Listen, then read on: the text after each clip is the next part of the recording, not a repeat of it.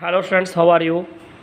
तो students we have discussed unit 2। हम unit 2 complete कर चुके हैं विद न्यूमेरिकल प्रॉब्लम्स के साथ। तो स्टूडेंट्स आपने इस यूनिट के एनसीईआरटी क्वेश्चंस अपनी नोटबुक में करने हैं, और अगर आपको कोई भी क्वेश्चन समझ में नहीं आता स्टूडेंट्स, आप उसका डाउट ले लेना, ठीक है। तो आज स्टूडेंट्स हम नेक्स्ट यूनिट स्टार्ट कर रहे हैं, that is unit number 3। Name of the unit is magnetic field students.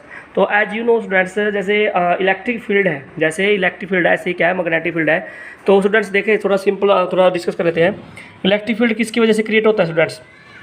Charge के अराउंड अगर कोई स्पेस है, यानी कि जो चार्ज अराउंड अपने अराउंड जो स्पेस क्रिएट करेगा, दैट इज इलेक्ट्रिक फील्ड। तो इलेक्ट्रिक फील्ड में क्या होता है? चार्ज होता है स्टूडेंट्स। तो it is a space around a charge, that is called electric field. तो स्टूडेंट्स इलेक्ट्रिक फील्ड क्या है? ये किसी चार्ज की वजह से क्रिएट होता है। अगर देखा जाए मैग्नेटिक फील्ड की बात, तो अगर जैसे मान लीजिए स्टूडेंट्स कोई मैग्नेट है, ठीक है, कोई मैग्नेट है विद नॉर्थ पोल है, तो उसके अराउंड भी क्या होगा? एक स्पेस क्रिएट करेगी मैग्नेट अपने अराउंड। तो इसका मतलब जो उसके अराउंड स्पेस क्रिएट करती है, दैट इज मैग्नेटिक फील्ड। तो इसका मतलब चार्ज के अराउंड जो स्पेस होगा दैट इज इलेक्ट्रिक फील्ड, और अगर मैग्नेट के अराउंड स्पेस होगा that is magnetic field students, ठीक है। तो एक बात याद रखनी है कि जब हम इलेक्ट्रिक फील्ड की बात करेंगे तो इसका मतलब उसका ओरिजिन कौन है? चार्ज है। और जब हम मैग्नेटिक फील्ड की बात करेंगे तो उसका ओरिजिन कौन है? मैग्नेट है। क्या है? मैग्नेट है। ये बात सभी ने याद रखनी है स्टूडेंट्स। अब देखिए स्टूडेंट्स, मैंने आपको बताया था कि when charge is at rest, तो सिर्फ ये क्या क्रिएट कर सकता है? इसके अराउंड स्पेस में क्या क्रिएट कर सकता है? इलेक्ट्रिक फील्ड क्रिएट कर सकता है सिर्फ, ठीक है। तो चार्ज अगर रेस्ट पे है तो इलेक्ट्रिक फील्ड ही बन सकता है, मैग्नेटिक फील्ड के कोई चांस नहीं है। बट मान लीजिए स्टूडेंट्स, लेट्स से कि कोई वायर है, ठीक है, और उसमें करंट फ्लो कर रहा है। क्या फ्लो कर रहा है? करंट। क्योंकि करंट क्या होता है? मैंने बताया था, charge flowing per unit time. तो it means when charge is flowing through a wire. तो स्टूडेंट्स मैंने बताया कि जब चार्ज फ्लो करता है तो क्या बनेगा? करंट। क्या बनेगा? करंट बनता है। और करंट का क्या होता है students?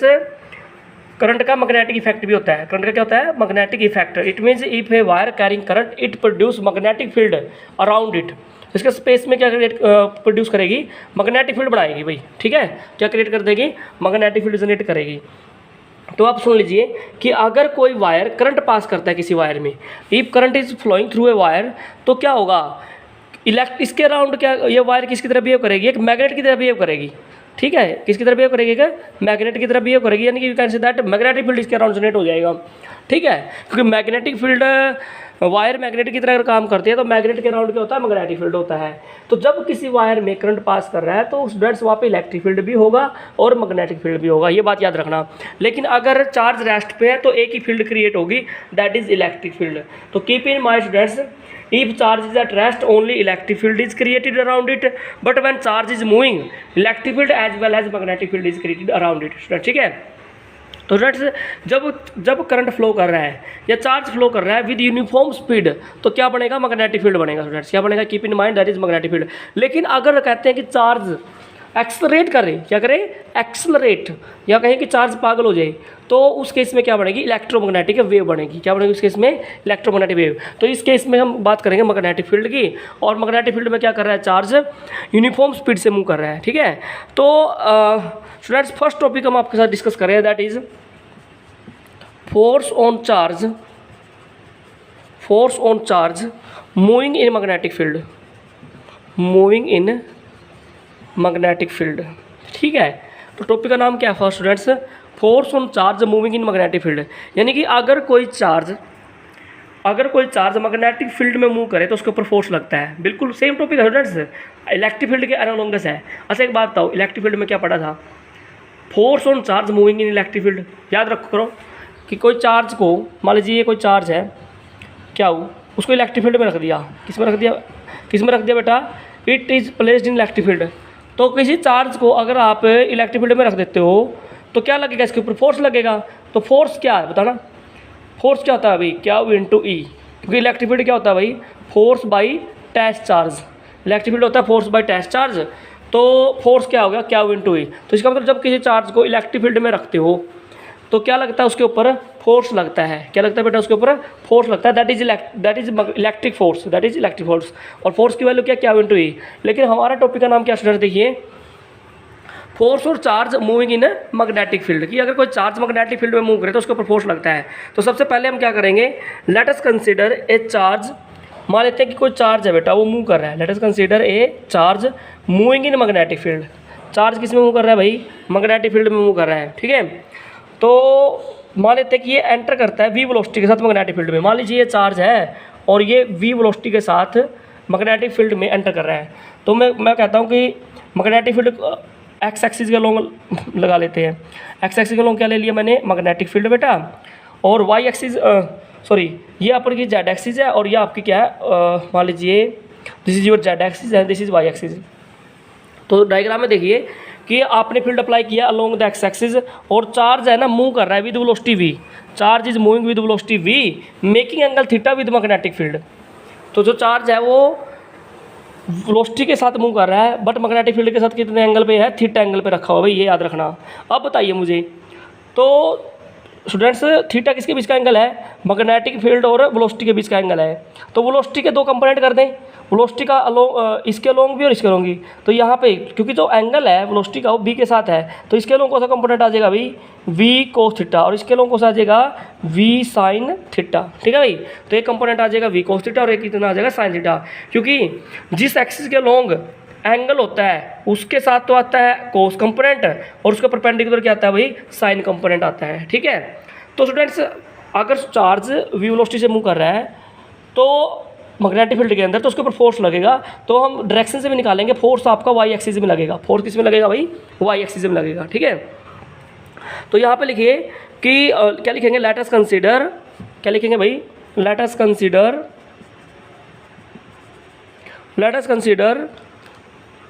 Charge is moving with velocity v, enter in magnetic field, ठीक है, दैट इज b। तो मान लेते हैं कि चार्ज मूव कर रहा है विद वेलोसिटी v के साथ, enter in magnetic field b। तो let magnetic field is along X axis, मान के चल रहे हैं भाई कि मैग्नेटिक फील्ड किधर लगाया आपने, एक्स एक्सिस के लॉन्ग मैग्नेटिक फील्ड दे दीजिए। मैग्नेटिक फील्ड किसके लॉन्ग लगा दिया आपने, एक्स एक्सिस के लॉन्ग मैग्नेटिक फील्ड अप्लाई कर दिया, और चार्ज भी वेलोसिटी के साथ मूव कर रहा है मैग्नेटिक फील्ड में, तो एक्स एक्सिस के लॉन्ग आपने क्या कर दिया भाई, मैग्नेटिक फील्ड अप्लाई किया है। तो वी है, वेलोसिटी हैज टू कंपोनेंट है, वेलोसिटी के कितने कंपोनेंट है भाई, दो कंपोनेंट है, one is V cos theta, another is V sine theta.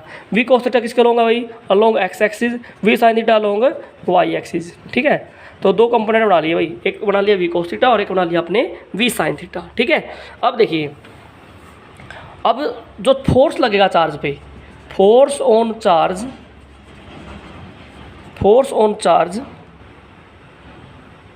Depends, तो चार्ज पे फोर्स लगेगा वो किस किस पे डिपेंड करेगा, first one it depends upon magnitude of charge, it depends upon magnitude of charge. जो फोर्स है चार्ज पे वो किस पर डिपेंड करता है, मैग्नीट्यूड ऑफ चार्ज, यानी कि जितना ज़्यादा चार्ज होगा उतना ही ज़्यादा उस पर क्या लगेगा भाई, फोर्स लगेगा, मैग्नीट्यूड के डायरेक्टली प्रोपोर्शनल है भाई। Second one,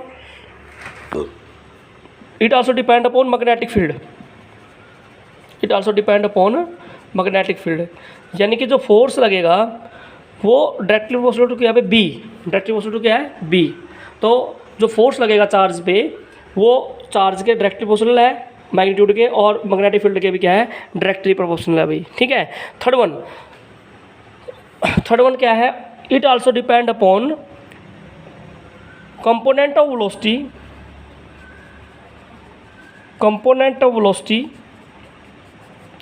perpendicular to magnetic field, अच्छा मुझे ये बताइए, वेलोसिटी का जो कंपोनेंट है वो मैग्नेटिक फील्ड के परपेंडिकुलर कौन सा है, देखो ये कंपोनेंट तो मैग्नेटिक फील्ड के अलोंग है, वी कोस थीटा तो अलोंग द मैग्नेटिक फील्ड, और वी साइन थीटा क्या है, मैग्नेटिक फील्ड के परपेंडिकुलर है। इसका मतलब फोर्स किस पे डिपेंड करता है भाई, वो डिपेंड करता है वी साइन थीटा, किस पे डिपेंड करता है, वी साइन थीटा। ठीक है, क्योंकि ये परपेंडिकुलर कंपोनेंट है वेलोसिटी का। अब तीनों इक्वेशंस को कंबाइन करो, तीनों इक्वेशंस को क्या करो भाई, कंबाइन करो, तो क्या बनेगा, फ्रॉम इक्वेशन 1, 2 एंड 3, तो क्या आ जाएगा, F is direct proportional to Q V B sine theta, Q V B sine theta. ठीक है, तो स्टूडेंट्स ये साइन थीटा है, क्या ये साइन, तो मैं इसको क्या, अच्छा साइन और प्रोपोर्शनलिटी को खोलें तो कॉन्स्टेंट आ जाएगा K, Q V B sine theta students के क्या है, एक डायमेंशनलेस डायमेंशन मतलब कांस्टेंट है ना, तो डायमेंशनली ठीक करने के लिए के की वैल्यू क्या पुट कर लेते हैं 1, के की वैल्यू क्या पुट कर लेते हैं भाई 1 ले लेते हैं। अब बताइए because force is a vector quantity students, force का मैग्नीट्यूड तो आ गया आपका क्या वी बी साइन थीटा, तो ये फोर्स लगता है, वो फोर्स चार्ज पे डिपेंड करता है, वेलोसिटी पे डिपेंड करता है, मैग्नेटिक फील्ड पे डिपेंड करता है और एंगल पे भी डिपेंड करता है। ठीक है, तो अगर आपको वेक्टर में डालना है क्योंकि force is a vector quantity, तो स्टूडेंट्स क्या किया आपने, आपको एक बात पता है, क्या पता है भाई, जब क्रॉस खोलते हैं तो क्या आता है भाई साइन आता है, क्रॉस खोलने से क्या आता है साइन, और डॉट खोलने से क्या आता है कोस आता है। ठीक है, तो इसके ऊपर वेक्टर लगा दिया। ठीक है, तो this is your vector form of vector form, ठीक है, फोर्स, और ये उसका मैग्नीट्यूड आ गया, मैग्नीट्यूड निकाल लिया आपने और मैग्नीट्यूड वेक्टर फॉर्म भी निकाल दिया। ठीक है, अब यहाँ पे हम स्पेशल केस राइज करेंगे स्टूडेंट्स, क्या निकालेंगे यहाँ पे स्पेशल केस। देखिए F vector is equal to Q, ठीक है भाई, V vector cross B vector, ये है। ठीक है, अब यहाँ पे देखिए सबसे पहले स्पेशल केस में फर्स्ट केस लगा लेते हैं, case number 1, if charge is moving, if charge is moving, if charge is moving parallel to magnetic field, charge is moving parallel to magnetic field. First case क्या भाई, charge is moving parallel to magnetic field. बताइए charge magnetic field के parallel है, it means ऐसे magnetic field भी इधर और we cos theta भी इधर, तो एंगल कितना हो जाएगा इस केस में 0, एंगल कितना हो जाएगा भाई 0, थीटा इज 0।